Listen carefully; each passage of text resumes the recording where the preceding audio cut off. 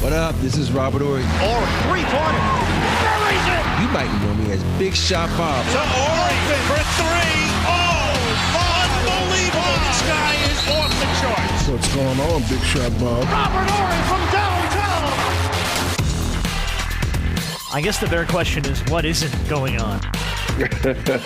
Good God. Welcome to the Big Shot Bob podcast. B-Dog Brandon Harper, I'm Rob Jenners. And thank God we got seven-time NBA champion Robert Ory because, I mean, you said it before we started. It is an NBA week, man. Yeah. Holy cow. I couldn't, every time I thought, so we do a show sheet for every show. I type up, like, notes and stuff on what's going on. Every time I thought, I'm like, all right, good, show sheet's done. I would refresh Twitter. There's like 10 more stories. I'm like, God damn it. Like, all right, then delete this and put this in. And then I would go, okay, show sheet's done. Hit send. Two more stories. Like, you've got to be kidding me. So I guess before we get into the guts of it, I mean, dude, where do you want to start? There is just so much shit going on. I think what's start with the thing that started first, that happened first. So we'll go to the draft. Right. Makes sense. Was there really anything to really talk about in the draft? You know no, what I mean? Just the one thing that we were texting about, which I thought was one of the dumbest things I've ever heard because it's just, I don't know. It's, to me, this is stupid. The fact that Rich Paul was calling teams and saying, don't draft Bronny. To me, that is just, who was it on ESPN? I've got so many people on this sheet, I'm having a hard time keeping track. This is one of them on ESPN talking about, this is Woj, I think. Or no, I don't know who the hell it is. Somebody else. Somebody on ESPN. Rich Paul's calling teams, don't take Bronny James. He's telling them, do not take him, okay? Saying, don't take him. If you take him, he's going to Australia. So he has a plan and he has a place. Yeah. I think that might be Zach Lowe. I don't think it was, okay, actually. But there have been so many NBA talking heads on my television this week. I can't keep track of who's who half the time. Yeah.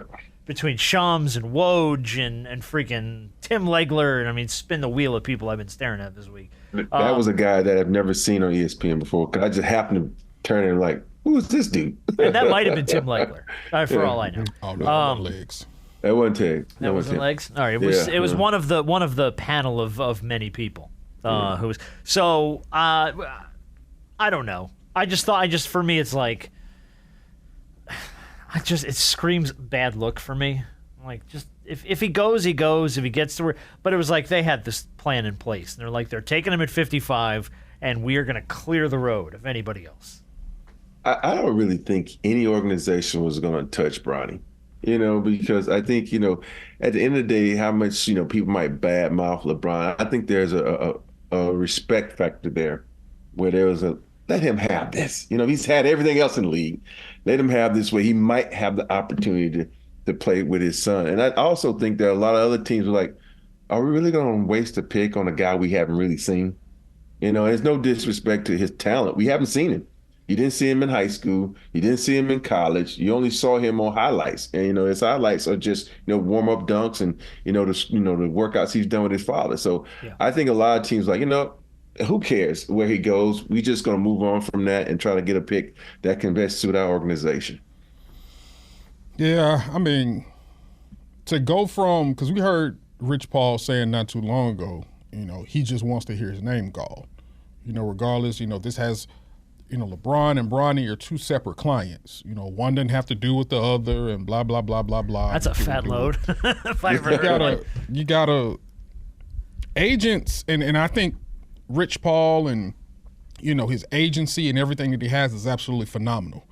I know some people, who work, within that agency to a degree, and, he's providing opportunity and jobs for a lot of people, especially people that look of color. But you also know that he's still an agent. And agents can sometimes say one thing to the media and have another thing going on behind closed doors. So the whole, they're not connected, whoop-de-whoop-de-woo. Yeah, okay. I believe that about as much as I believe JJ and LeBron didn't talk about the coaching hire. Exactly. So we're on the same plane. They knew. And then when we saw that report coming around, I'm like, it's almost kind of null and void because like Rob was saying, look, I don't think any team was really going to touch him There was no team that was really going to draft him for the simple fact that, one, knowing that drafting him gave you no shot of LeBron coming to wherever you are. And then number two, they probably didn't have him graded that high enough to take in the second round anyway. So there's only one option there. And that's the team that LeBron James is on. So Right. that's what happened. Of course. Go ahead. Sorry, Rob. No, you go ahead. No, I was just going to say, like, at that point, though, what's the point of putting the whole Australia thing out there? Is it just to if in case anybody in front of you was even kind of considering it? It's just to say, well, you're wasting your pick. It's to waste your pick if you're going to pick them. Yeah. But at the end of the day, I think that I don't like this situation, and I'm going to tell you why. And it has nothing to do with the Lakers drafting, but I'm looking at it from a person who's been drafted, a person who had that opportunity to walk up on stage and get that hat. And his name is LeBron, but Bronny has talent. And I'm thinking that a lot of the things he's doing is taken away from what he could, sit back one day and tell his kids, look, I went to college. I did this in college. He didn't do anything in college. I went to high school. He didn't do anything in high school because Harvard Westlake beat him, and so they never won anything. Now you go like on draft day, Dad, where were you drafted? 55th. Well, that's the second round.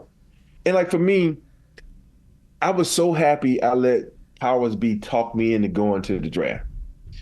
And I look back on that day, I walked across that stage, got my hat, and met the commish. That's a moment that every basketball player dreams of.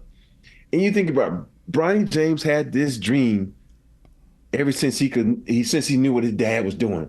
I want to follow in my dad's footsteps. Dad was the number one pick. Now that's taken away from him. He sat at home with his family, and even when his name was announced, he didn't look happy to me.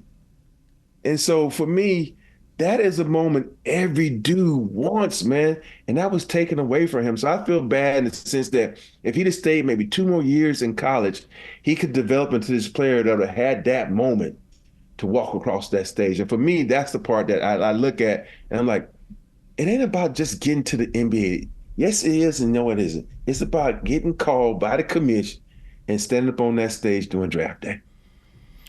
Yeah. I definitely get where you're coming from.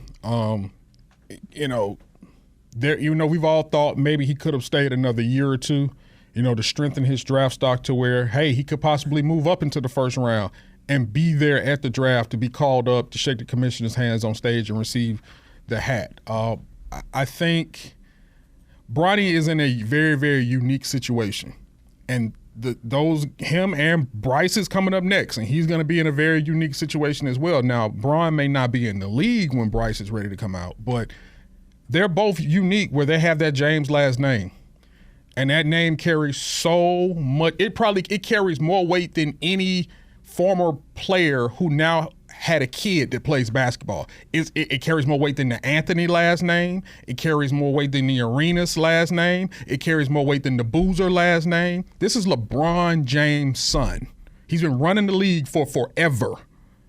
And so whether he was a first-round pick, second-round pick, or he is undrafted, this is what it's going to be just from the simple nature that is his son.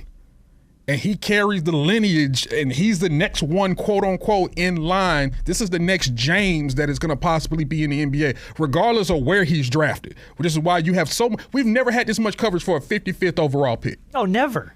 Not even close. And we probably won't ever again. No. So my thing is, it's unique. It's the exception. It ain't the rule. This is an exception. Now, am I saying that he gonna go on and kill the NBA? No. But what I'm saying is, this is a unique situation. The NBA is all about storylines. They are the first father-son duo to play on the same team in NBA history. It's honestly, for me, and you're right, B, it's a business decision here.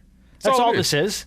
Because to see LeBron and Bronny play on the same court, father and son in the NBA, will sell tickets. And that's what this was picked. That's ultimately what his pick was for. Now, to Rob's point, should that be what draft night is about? No, not really. No, I'm just saying it's just like he doesn't have a story to tell his kids. You know, here's a story that I played with my dad. Well, yeah, my dad got me drafted. But that's a story. That's the story. The story is my dad got me drafted. It's not a great story for you as an individual. Oh, no, absolutely not. That's what I'm saying. I'm coming from an individual It's completely 100% standpoint. tied to his father. Yeah. And so sometimes, you know, as a man, you have to step out on that ledge by yourself. You know what I'm saying? So I'm saying that he doesn't have that opportunity. That's not a story he can tell for him. It's like, okay, I did this because of my dad. And I get that, and I'm proud of him. Like, if Christian would have been able to play with me, or Cameron or Nick, I'm like, okay, fine. It's fine. It's ridiculous. We may never see it again. Dog, do you? Right. And for me, that's just where I came from as a father. But I do know this. Derek Fisher, myself, let's see what else. B. Shaw, all of us are waiting. So when our child is ready, damn it, because the Lakers have set a precedent where they say it's all about family. Damn it, you got one pick left in that last or second. Yeah, but your ass ain't playing for the Los Angeles Lakers, man. Your ass ain't out there. No. This doesn't carry over to you guys. Christian better be fucking drafted by the Lakers. This does not carry over to you guys. This does not carry over. I've won 3 championships in Laker uniform. I'm not saying you're wrong. I'm saying it doesn't carry over. If you were sitting on the bench in L.A., that'd be different. Oh, and then they might need to throw Trevor Ariza's son in there, too, because he played for the Lakers. All I'm going to say is this. Even though he may not – well, like we said, there is a story there is that the fact that you get to play with your dad and you're the first dude to ever do it. But my thing is, there's a way for him to still write his own story. It depends on what he does in the league. It depends on the work that he puts in to be able to, at some point in time, crack the starting lineup of the Los Angeles Lakers in the future. It's all about that. Now, I understand that, you know, that name is always going to carry weight, but LeBron ain't going to be in the league forever. He may have a solid 2 more years left. What happens if LeBron just all of a sudden body just gives out on him, he retires? What do the Lakers do then? You know, now you got this kid, you don't promise him something, had him to come out early, and he ain't ready yet. It's so many times in the league where guys ain't ready, right? And they come out, you never hear from him again. I know his last name carries a lot of weight. Would he flounder in the G League? Would he move on to something else? Would he go overseas, Australia, wherever it may be? He might. And for me, that's what you have to think of, you know, down the line also. And I think because now in this day and age in the NBA, they giving you 3 years. Think about the guy that from Tennessee that the Lakers drafted, who I think is going to be one of the best players, but won't get to shine because he's behind 4 players on the Lakers. And his stock fell because he was 23 years old. 23. That's some bullshit. And these GMs are just some of the dumbest motherfuckers I've seen. Guys, think about it. Your stock dropped because you're 23, but yet then you talk about guys don't hit their prime in the league until 26, 27. It's the dumbest shit ever. The GMs are such followers. The NBA is such followers where, okay, everybody's shooting threes like Steph Curry. No, motherfucker, you ain't got Steph Curry and Klay Thompson on your team, so you shouldn't be shooting threes like that. So everybody starts shooting. Everybody goes small ball. You ain't got this. And now, let's draft a damn Frenchman #1 because the Spurs did it. So go back to when the Spurs drafted Manu Ginobili, and everybody, shit, we need to get a foreign player. And you think about it, they got Tony, they go Petrus, remember Mikael Petrus? Everybody thought was going to be good. For the Magic? Yeah, all these guys, they draft because the NBA is such followers. It's a followers league, man. Sure. It always has been. It's a revolving door. You know, at some point, what has happened before will happen again in some type of way, shape, form, or variation. I don't know what the Lakers, I don't know. Once LeBron retires, depending on what Bronny looks like, I don't know. All I do know is this. From a media standpoint, from a name standpoint, it is different. It is unlike anything we've ever seen, and we know how the media operates. That's going to follow him all the days of his life, whether he is suiting up to be a Laker, or he going to be suiting up in the G League or suiting up to go overseas. There are going to be cameras on him. Why? Because when your last name is that heavy, it just is what it is. I'm waiting for that one asshole reporter to come in. So how does it feel to have your dad get you drafted to the Lakers when you don't deserve it or something like that? LeBron training him on that. They got him trained for that. Sure, they have a stock response. Yeah, sure. There's no way you have that name and not have him trained like that. Yeah. All right, well, let me give have that day where he forgets. We have this is going to be a show, by the way, because this is literally the first topic of like 30. I do have a couple things from the LeBron story, and we'll move on. Stat of the week from Joe Pampilano, the kid that just got drafted into the NBA. While LeBron is still averaging just as many points, assists, and rebounds as he was 17 years ago. Crazy. That's nuts. So it's not like his game has fallen off. He's holding steady. Everyone had jokes about the LeBron and Bronny thing. My favorites were it's been discovered that LeBron James is sleeping with his newest teammate's mom. That's hysterical. One too. Yeah. And I don't know why Bronny wants to play with his dad. Imagine being a 20-year-old millionaire on the road trying to get hoes, and your pops is with you everywhere you go. Wow. Which I thought was hilarious. Which I thought was hysterical. And then my thing also is thing about being on the road. We all assume LeBron is, the great family man. But now that you have your son on your team, oh boy! Now you kind of be like, hey, don't tell your mama. Game flirt. Hey! What happens on the bus stays on the bus. Or what happens when they get home after a game? Bronny's pissed. Savannah asks, "What's wrong?" I don't know. Talk to your husband. He wouldn't pass me the ball. If he'd have passed me the ball, we'd have won the game. The first time he breaks out a talk to your husband, oh no. That's hysterical. That is hilarious. But this is entertainment. I love it. Sports and entertainment are kind of merged. And you know what? Say whatever the hell you want. It's a story, and it's super interesting, and it's fun. It's fun to talk about. And let me just say, every dad would love to have this story. Oh my God! Of course, to play with their, to play at the highest level of a professional sport with your kid. Think about this, and I'm pretty sure they'll have this in the works because I heard it somewhere on social media. The first Laker home game, or at some point in time during the season, you gotta have, if they don't already have it, father-son night, where Ken Griffey Jr., Ken Griffey Sr. comes out. All the guys that have played together or have been in the same sport together, you have a father-son night where all the fathers bring their sons out. That's a marketing genius type of plan. And then the fact of the matter is the Lakers are already like the damn Beatles whenever they go to every arena. What do you think it's going to be like this season? I would say do a Father's Day promotion, but the Lakers aren't going to be playing in June. So.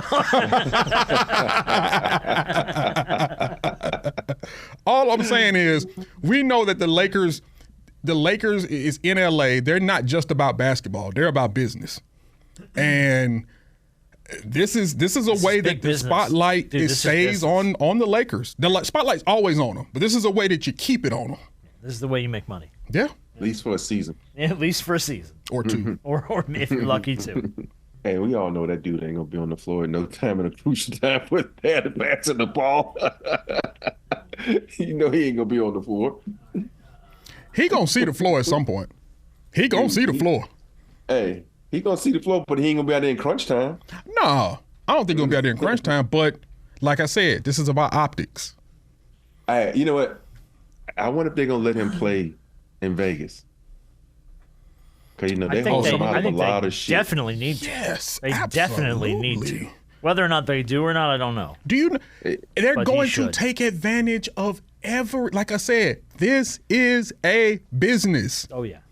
Okay. They are going to have him out there. You know why? No, that has nothing to do with the Lakers. That's all NBA right there. You're right. But from the Laker business is NBA business. I was saying the NBA wants him. By the way, we saw it. We saw Summer League what it did, and we saw Vegas when Wemby was out there.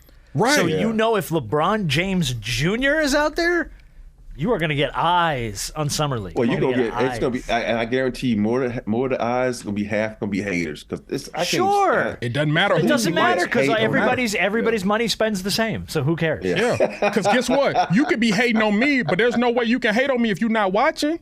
You're watching just like the person who loves it. Yeah. Yeah. All right. I do want to talk about our friends at BetterHelp real quick because they've been a very good sponsor of this show, and we appreciate them very much. This episode of Big Shot Bob is sponsored by BetterHelp. I want to lean in very quickly here, talking about our friends, about something that's been going on the other side of my life. So I have another podcast, by the way. This isn't my only show. I do a show with three of my best friends from South Florida. And over the last 2 months, all three of them have lost a close friend to suicide in the last 3 months. So middle-aged guys that are just going through some stuff, that are just, I guess, bottling it up, not talking to anybody. And unfortunately, 3 of them, all individually, over the last 2 months have lost somebody.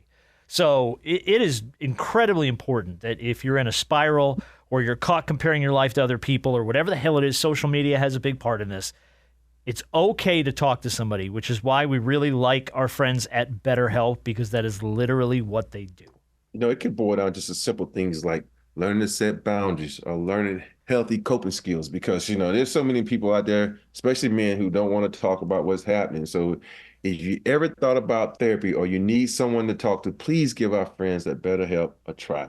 I'm telling you, BetterHelp can help. It's online, it's flexible to your schedule, whatever you want to do. Hey, I want to do it on a Monday or Wednesday, you can do it. It's easy, and trust us, it will help. And it's actually very easy to get set up with them. It's a brief questionnaire. You get matched with a licensed therapist, and you can switch therapists anytime at no additional charge. So you find somebody that you're really comfortable with that helps you. And again, this is, guys, if there's anything you're sitting on, you have any reason to do it, it's time. So stop comparing and start focusing with BetterHelp. Visit BetterHelp.com/BigShotBob, and they'll give you 10% off of your first month. That's BetterHelp, HELP.com/BigShotBob. Don't be afraid to ask for help. No, God, please no. Don't ever be. Too much of it, man. We're losing too many people. All right, well, look, the other humongous story, you want to go to Paul George? I mean, there's so many big stories. I guess we could just move through He's probably the next one. Yeah. All right, so Paul George and the Clippers part ways. He signs a 4-year, $212 max contract with the Sixers. Philly, my goodness, also gets Tyrese Maxey back on a 5-year, $204 million extension. They come to terms with Kelly Oubre Jr., however you say his last name, 2 years, $16 million. Eric Gordon signs in Philly. He does? Yeah. As of this morning, and then they lose Tobias Harris to Detroit on a 2-year, $52 million deal. Someone posted the lineup and said, who's going to stop him? And people just started reposting it with like head, shoulders, knees, and toes, knees and toes. People circling the lights of the court. Somebody circle one of Paul George's knees and both of Joel Embiid's knees. Stop him. Humongous move for the Sixers. Injury. Huge move for the Sixers. Yeah. How do you feel about it? You think this works for them? If they're healthy, that's and everybody says it, it's the key to everything. Paul George, we talked about AD. Paul George hasn't been on the court much, even though Joel Embiid, think about it, Joel Embiid had knee, then he comes out, he had Bell's palsy. It's like he just slept rock. He keeps getting these injuries, and you hope he can stay healthy because he's such a dynamic player. But if this team can stay healthy, they're gonna make some moves. They're going to make some moves. Tim Bontemps from ESPN, real quick. The Sixers now have the best big 3 in the NBA. It's really not close. With the 3 guys they have now, all of whom were all-stars last year, you got a lead guard in Maxey, you got an elite two-way wing in Paul George, you've got maybe the most dominant big in the league in Joel Embiid. They fit together perfectly. They complement each other in every way on the court. They're versatile. Paul George is an elite shooter. You have 2 elite shooters now, given spacing around Embiid. They can go out and get any kind of role players that can fit alongside them. They're versatile in a lot of ways. They have the highest ceiling now of any team in the league but the Boston Celtics. Yeah, they definitely getting, I thought if this team was going to get to the next level, it was really going to be a Paul George or bust type of thing. They needed another scorer. Now, like we just joked about, but it's serious business. They're fighting attrition. It is the war of attrition when it comes to this team. It's like this every single season. And it's even more pivotal now because Paul George over the years ain't been the healthiest. If you look at from 2019 to last season, the reason why the Clippers were never really successful, it was either because Kawhi was out or both him and Paul George were out for a significant amount of time. Yeah. And so you're going now to a team where you're going to a team now with Joel Embiid, who seems like something's happened with him every year, a 7-footer who came into the league with injuries and has had injuries throughout his career. So if they can stay healthy, they're going to make some noise because they're a supremely talented team now. But they have to stay healthy. An injury to either one of those dudes that sidelines them for a while, kiss it goodbye. Big time. Okay. For what it's worth, Embiid, Maxey, and Paul George are due $629 million from the Philadelphia 76ers between the three of them. Yeah. For what this is worth, the Clippers gave up 7 first-round picks, Shai Gilgeous-Alexander and Danilo Gallinari, for Paul George. If Paul George, Signs off in free agency. Rob, let me tell you this right now. 7 first-round picks. If Paul 7. George cannot claim anything else, one thing that he can claim is, I built the Oklahoma City So I was going to Thunder. say the city of Oklahoma City because, I built that franchise from the ground up. That's all me right there. Mm-hmm. So, what about Jayson Tatum? Jayson Tatum signed the biggest deal in NBA history. We knew this was coming. Nothing breaking about this. But Still crazy to see, though. 5 years, $315 million Supermax extension. Hey. He'll be averaging, give or take, about $53 million. No, $63 million a season. 60-something. Yeah, it's bananas. Largest contract in NBA history. They also got Derek White back. Locked him up to a 4-year, $126 million extension to stay in Boston. Have you looked at the money? Yeah. We just joked about what the Sixers are due, the 3 guys. Here's the money. Hey, it's amazing if you in the last part of the last year of your contract and you win a chip, boy, you gonna get paid. Dude. Jayson Tatum, 5 years, $314. Jaylen Brown, 5 years, $304. Drew Holiday, 4 years, $135. Derek White, 4 years, $126. Porzingis, 2 years for $60. Those 5 guys are committed to $939 million in money due by the Boston Celtics, and they just put the franchise up for sale. They signed $1 billion worth of contracts and went, who's buying? I mean, that's freaking insane. Hey, we just won a chip and we got the star players locked in. Locked in for the next 4 years. You're going to make some money, but you're going to pay a lot of shit on that luxury tax. All right, ready for the luxury tax numbers? For context, the largest luxury tax bill in Celtics history was $69 million. They had to pay that bill in 22 and 23. The largest luxury tax bill in NBA history was $176 million. Had to be paid by the Warriors last season. The Celtics' estimated luxury tax bill in 25 and 26, $250 million. Damn. Luxury tax alone. It's not my money. I don't care. But where are they coming up with this kind of money? And I know they're the Boston Celtics. I get it. There's certain franchises that they have value way beyond. Mm-hmm. The Knicks, the Lakers, the Celtics, probably the Warriors now because of everything they've done. Mm-hmm. But this kind of money? Mm-hmm. This is like out of control money. Well, go ahead, Rob. Hey, you spend it because you're going to sell the team, so you don't give a shit. I guess you let that be someone else's problem. But what does a championship earn you? Aside from a banner and a championship and all the guys get rings and the city goes nuts, I always look at stuff from the profit loss. Mm-hmm. Like, how much are we spending versus how much can we make? Do you make that kind of money you're gonna on a championship? The merch. You're going to sell that merch. You're going to get it back right there. So, and you don't get all of it back, but you're going to get some of it back. So, the merch.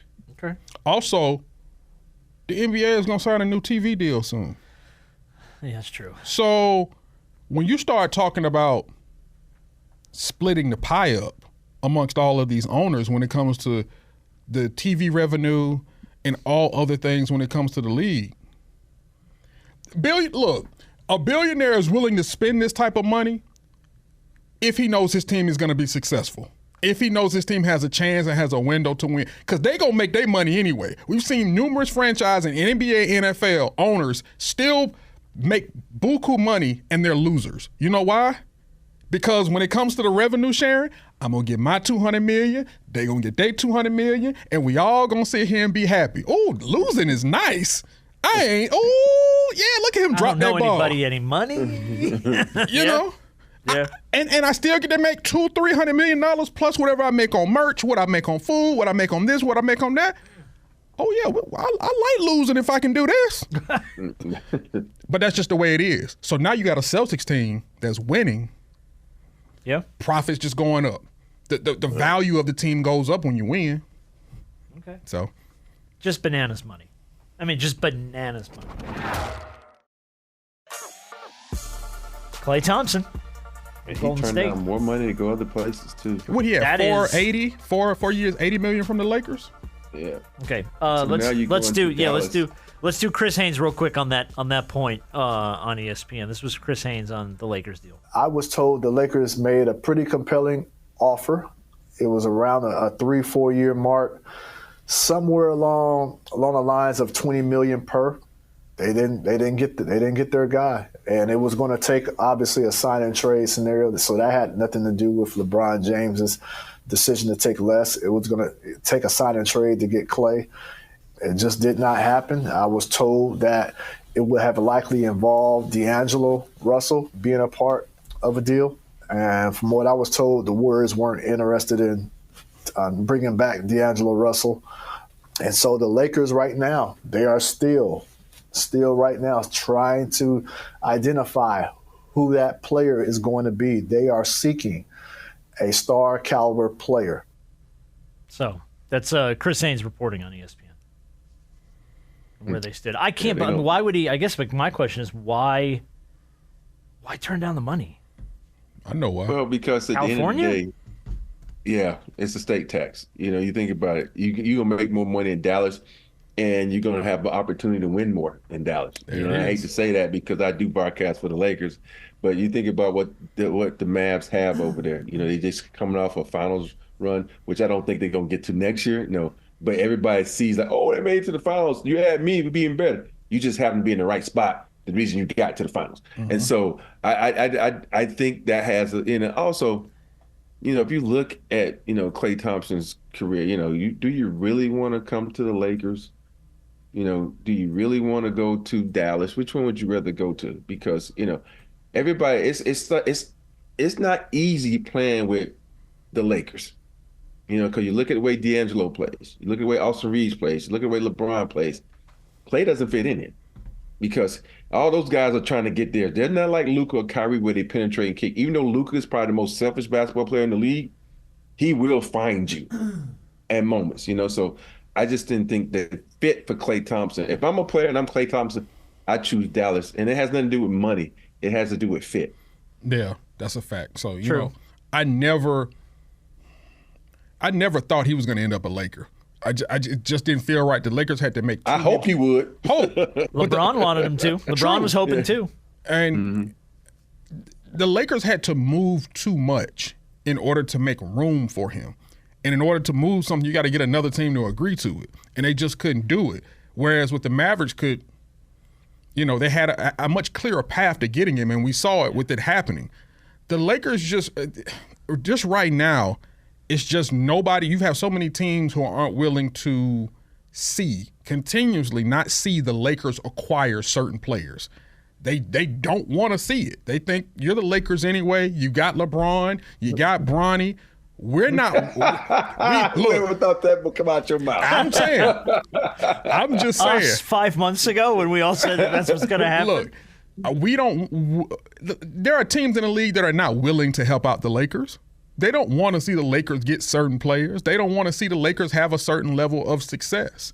So therefore, and there are certain players that look at the Lakers and say, man, I ain't trying to go to that dysfunction. We're not winning there. We're not close to winning there. Yeah, and word on the street is a lot of people, a lot of GMs, a lot of agents don't want to deal with Rob Pelinka. So, and so it has a lot to do with your image and stuff like that. So, Yeah.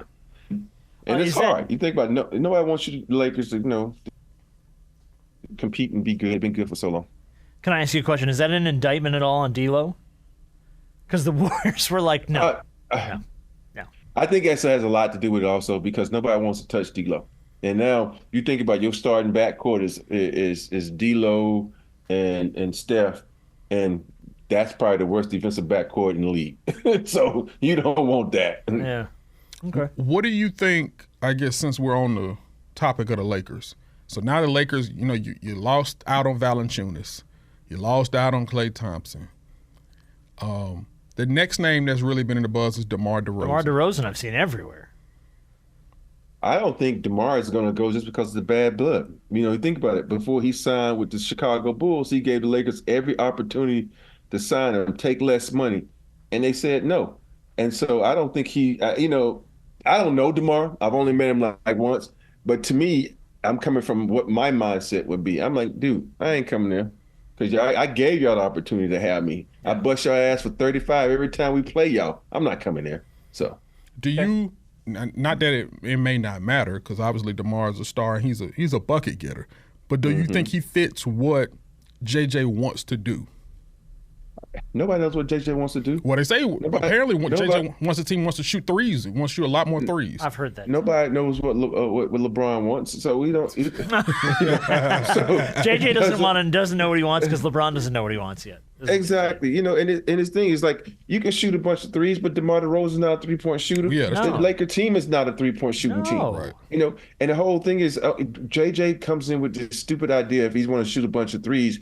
You're not the fucking Splash Brothers in Golden State. Use what's the best, your best tool in your toolbox, and that's fucking AD. And AD don't make him shoot threes because he sucks from three.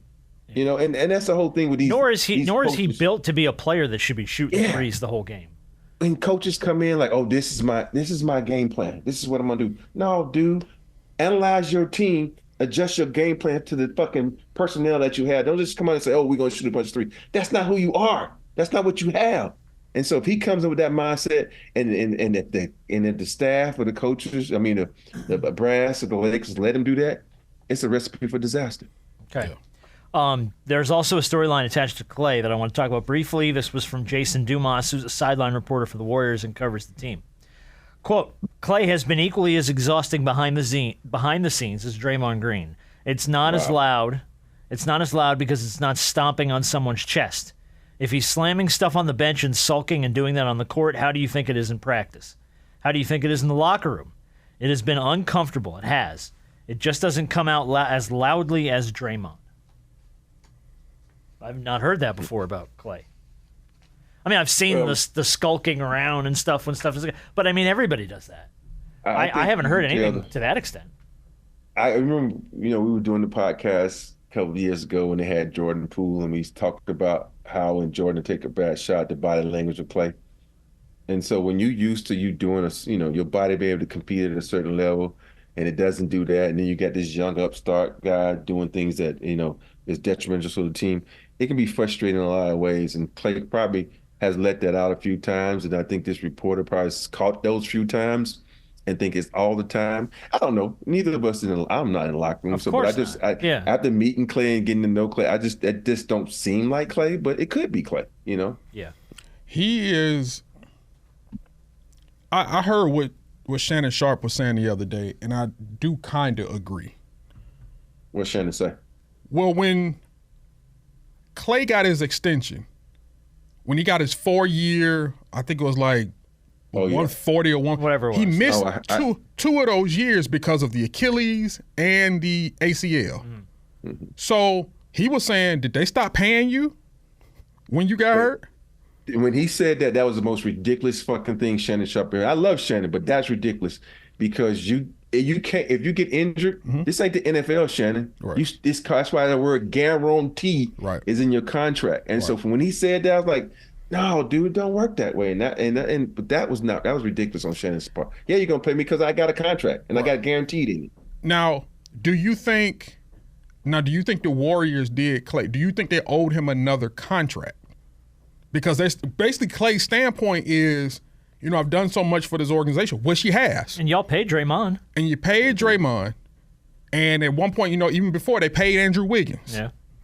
So he's saying that he feels a way because he feels as though you owe me. Look, I've done probably more for this organization than I've done more for this organization than Wiggins. Yeah, 4 fingers though. And you paid Draymond, who even though his production ain't the same, he can't stay on the floor because y'all suspending him all the time.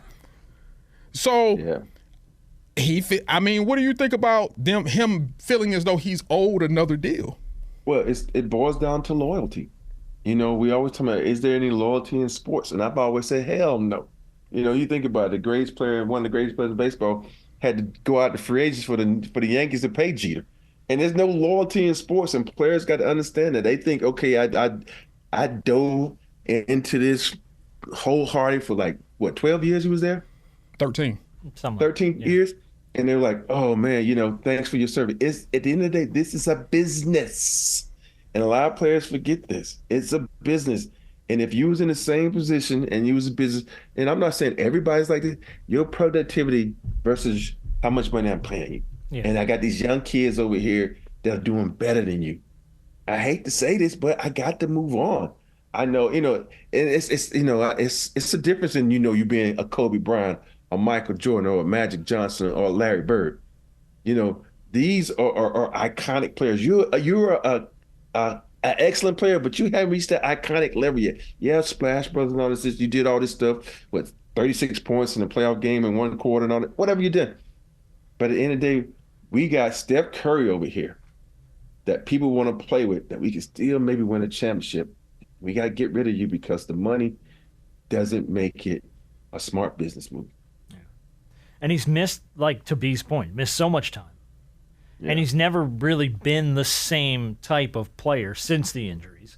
And I feel like, I always think of it in the broader spectrum, too, of okay, the Patriots didn't sign Tom Brady back.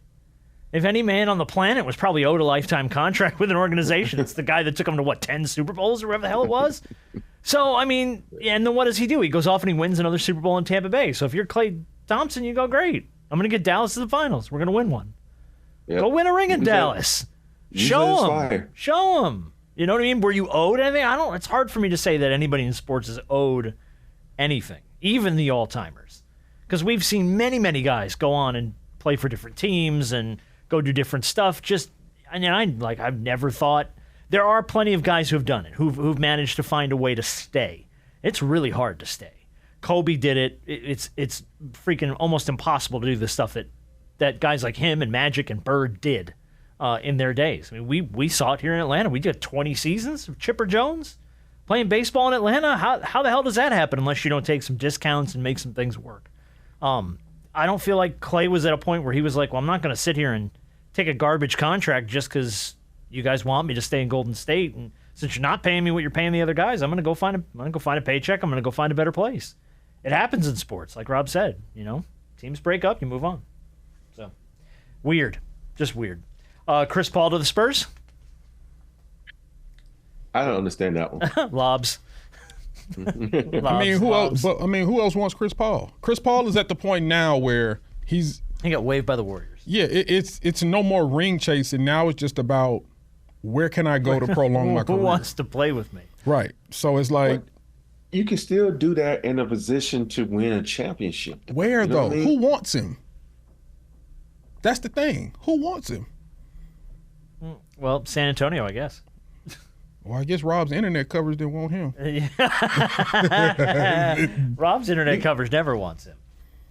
I know it, right? He's back. It's just another team for him to go to. It is. It's a 1-year deal. It's $11 million. Yeah. The Warriors waived him. He had, I think it was due 30 or something from the Warriors. They obviously didn't want that. They moved him before his $30 million was set to guarantee. Of course. Stat of the week, Chris Paul won games on Victor Wembanyama's 2nd, 4th, 6th, 8th, 9th, 16th, and 18th birthdays. And the tweet of the week was, it's fair to say he wasn't playing, his birthday isn't in June, which I thought was great. So. But I will say this, it'll be fun. It'll be fun. Chris Paul, we've always known as a guy to put, an orchestrator on the floor, quarterback on the floor, a guy that can put guys in position to win and succeed. And this is Lob City, and he is going to give Wemby every opportunity. He's going to help take Wemby's game to the next level. So this should be good. Yeah, we'll see. It should be fun. We'll see if it works out. Yeah, we'll see if he can stay on the court. True. Him too. So. We have a whole bunch more deals, man. Donovan Mitchell got his extension. 3-year max deal with the Cavaliers. Includes a player option for the 27-28 season. $150 million for 3 years. So Cleveland gets a new head coach and a big new deal for Spida. No surprise there. Nope. Yep. That's really no surprise. That's why they got rid of the coach. I guess so. And I'm anxious to see what this means for Darius Garland now, too. So, I think that's the deal I would have hoped to see him go the Spurs instead of Chris Paul. But who knows? Maybe Chris Paul can mentor him. He still got an opportunity to go there. So I think the best thing for Darius Garland is to get out of there, because that situation is not good for him, because he go from an all-star to like a third or fourth thought. I don't like that for him. KCP to the Magic. Not bad. Kentavious Caldwell-Pope, 3-year deal, $66 million. Gives Orlando another piece, who that was like the surprise team for the postseason for me. Yeah. Was how well the Magic played against Cleveland. Yeah, I would like to know the reports of, did Denver offer him anything? Was he not happy in Denver? Because you think about this, you go from a situation where you can win a championship next year. Let's be honest, they got a good ass team, and now you go down to Orlando where you ain't got a chance to win shit in Orlando. Yeah, you're gonna make the playoffs, but you ain't beating the Celtics, you ain't beating the Sixers. You might not even beat the Miami Heat. They healthy if they get there. Jimmy Bucket's back, but yeah, it's like I would love to know what happened to Denver, because that'd be twice Denver has, 3 times Denver has let key players go just because they think, okay, we got the Joker and we got Murray. I think it's more so about, it's been money. I mean, he's won a title there, and now at some point in time, once you win a title somewhere, now you start looking about, okay, where can I get the most money? And I don't think Denver was offering him $22 million a year, and so you go to Florida where there is no state income tax, and you're getting $22 million a year. Fucking no income, no state tax, man. I'm gonna get us a shirt for this podcast that just says no state tax. That's the best, baby. I'm not sure to what degree that played a part, but if I was a betting man, I would put a little money down on that's probably one of the reasons he went to Orlando. And the simple fact that they're an up-and-coming team, and they needed a shooter. And KCP can shoot the ball. He can play a little defense. And so I think it's a pretty good fit down there. So he gets his money, and he goes somewhere where he's kind of needed. Yeah. I think for me, you look at that move, I'm like, what is the Denver organization doing? Or they just say, oh, we got our one ring, we happy, let's move on. No, I think they're just, as they feel as though, okay, you still got Jamal Murray, you still got the Joker, and you still got Michael Porter Jr. So you still have those 3. You just named 3 people who don't play no damn D. Hey, you're right, but they never played any D when they won the title either. But they had KCP to help out on the guy they needed to guard. And they had Bruce Brown, that we don't talk about because he's known for a season, that helped out. The key players, Uncle Green. And so it's the players. It's amazing how, like we talk about these GMs, sometimes they don't value the middleman enough. You know what I mean? Yeah. Yeah, sure. No, that's true. Story we started to briefly talk about before the show started, and we're going to get all the way around back to it. Dejounte Murray to the Pelicans. I have to give a shout-out to the New Orleans Times-Picayune for the headline "From a Hawk to a Pelican." Getting the Hawk to a joke in there. I was like, good job, well done. Yeah. New Orleans Times-Picayune playing on the Hawk to a girl. I just realized what you was talking about. Oh, it's that Hawk to a girl that's been all over she everywhere now. Instagram and Twitter. Her 15 minutes, though, is going to fade quickly. She's like, I might start a podcast. And I'm like, by the time you get that fucking podcast off the ground, we're going to be on to the next stupid meme on the internet. Yeah. So there you go. You get Dejounte now and Zion playing together. And we talk about the West. Don't forget about New Orleans. Well, New Orleans, if Zion can stay healthy, he had a healthier season last year. He did. Until he got to the playoffs. But quick disclaimer. Well, we had to get there. But I don't know what they're going to do with B.I. I think he's under contract one more year. I know they've been trying to trade him, but teams got to be able to extend him. And at the number that he's wanting, it's going to be crazy. That's crazy. But when you got DeJounte, you now have, Zion. What's my other guard over there's name? They used to play with Dame. Call him. Yeah, CJ over there. CJ. You got, and my thing is, you still got Herb Jones over there, the defensive master, and Herb Jones. They got some good pieces over there. And adding Dejounte is adding another guy who can score in crunch time. We saw him numerous times this year in Atlanta take over some games. And he is a dog. And the thing about it, you have a guard that can guard Shai Gilgeous. You have a guard that can guard Luka. People that they need to guard. Because, what's the little Calderon? What's his name? The little short guy? Yeah, I know you're talking about. Yeah, he can't guard nobody. And he can guard him, but he can't guard because I'm saying height and strength-wise, he's just not a big enough body. I'll say this. Dejounte is great at steals, so he can get his hands in the passing lane. I'm not saying he's a really good defender. He's better than Trey, but that ain't saying much. I'm not saying he's a really good defender, but he'll fight over screens and he will get his hands in passing lanes. He's been one of the best in the league over the last 3 to 4 years when it comes to stealing the ball. So just his temperament, just his attitude, just the way that he approaches the game, I think it fits really well in New Orleans. Yeah, like you said, don't sleep on the Pelicans, man. They building something, boy. If Zion can stay healthy, they gonna be something. And where does it leave the Hawks? Well, there are a lot of other moves that need to be made. We knew at some point in time they were either going to move Dejounte or Trey. And I've always said that Dejounte was the easier to move. You get 2 first-round picks back for him, and you get Larry Nance Jr., and you get one other guy. And we'll see if the Hawks keep Larry Nance because he's on an expiring contract. So his Larry Nance boy's been killing though. He's like, you got traded for a 5th grader. They talking about the picks. They got. I think the guy or something was going to be in the 5th or 8th grade or something like that. So. And so the Hawks still, who've been obviously outside of trading Dejounte and obviously having the number 1 pick, they've been very quiet. There's still some other moves that need to be made. I didn't know what you're going to do with Clint Capella. I need to know what you're going to do with DeAndre Hunter. I know that contract is not attractive when it comes to DeAndre Hunter, when it comes to his production. Yeah, but you're not starting to have a lot of choices. He's not been healthy, and he's not the player that you thought he was going to be, but you cannot continue to hold on to him at that number and thinking you're going to get more out of him than what he's going to give you. So there are some moves that still need to be made here in Atlanta that I'm just waiting on. Yeah, going to be a long road for the Hawks. It was weird because I remember one of the guys was talking about this the other day, and I've always felt the same way. So many guys live in Atlanta but don't want to play in Atlanta. Yeah. I'm just shocked. It's a problem we've had for a long time here. Yeah. A lot of people live here, not a lot of people want to play here.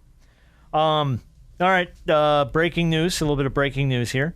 The Nets are probably trying to move on from Ben Simmons, which I feel like has been a story for like the last 3 years. So sick I know. He was even in the league. I know. The current offers right now for Ben Simmons, zip, zero, and zilch. I don't know who wants to eat that contract. Shaq is ruthless, by the way, because there was an Instagram post about Simmons' 2K19 rating was an 87. His 2K25 rating is a 66. And Shaq comments under it, should be lower. It should be lower because he don't even play. He's not wrong. Do y'all know that this man is still making like $30+ million a year? He's owed $40 million this season. He has played 57 games for the Nets over the last 3 seasons. Crazy. How many games has he played in his career? That's a good question. Not nearly enough. That's a great question. Let's look that one up real fast. That is not. I guarantee you, it is not. Whatever the maximum amount of games is, he probably ain't played half. Boy, you talking? I probably have more playoff games than he has career games. How many playoff games did you have? 360 something. 332 total games. That man has made a mountain of money. He has played 332 games. You talking about robbing at gunpoint? Come on, dog. That's nuts. That man should be in jail for life. The way he's stealing, he should be in jail for life. He's made $163 million to play 300 games in the NBA. I can't even be mad at him. Injuries are a part of the game, and I feel bad for him. He is the new Sam Bowie of the league. Bro, that is the most. Just him alone. That is the most expensive bench ever. That's just and it's one by person by himself. Yes. Oh, all right. We had a monster show this week. I purposely did not plan a game in this week's show because I knew we were going to go super long with NBA stuff. But I'm going to close it out with Big Shot of the Week. is going to go to a gentleman named Javier Herrera. Javier Herrera is the Dodgers bat boy.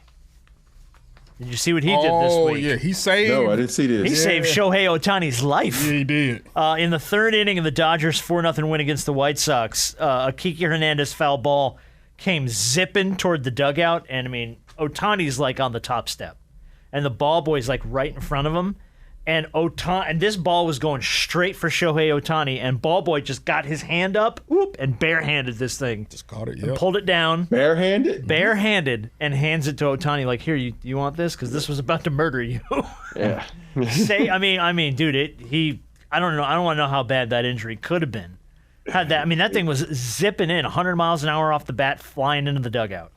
And dude just got his hand up just enough. So they pay it off, by the way, the day after. It was like on Friday, he got to meet with the media. They had like a whole media scrum for the bat boy who freaking, and That's Ohtani's nice. Posting on social media, my hero, in all caps. Forget all that. If you're Ohtani, What do you do for this kid? you better cut him off a nice little piece of change. By the way, I say, what do you do for this kid? He's 38. The bat boy.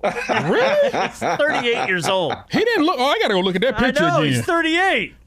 So I'm like, yeah, you put my kids in college. Yeah, I need a nice little. I got a mortgage to pay. Yeah, for real. Y'all are funny. Well, I mean, like you gotta break them off somehow, right? Yeah. Hey, but you know what we didn't mention though? I'm sure I was going to ask you before we closed. What have we missed? Because there's so much happening. I think OKC made two really nice moves. Yeah, Okay. they did. They got better defensively. They did. They got Isaiah, and then you got Caruso. They needed some Caruso. defense. And think about it, Caruso. You got Caruso pretty much for nothing because everybody's still high on Giddey, who I'm not high on, but I'm really high on Hartenstein. I think those two pieces are what they needed. They needed some size and they needed some defensive prowess. So I think OKC, to me, they always give grades. I'm giving them a B+ right now. Okay. Yeah, I thought those were both good moves, and the Caruso Giddey move. It's a good move for OKC, man. We talked about it, I think, on last week's show.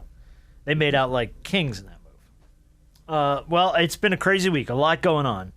And it was going to be more by the time we meet again. I was going to say, by the time I save this episode and get it posted, 25 more things are going to happen.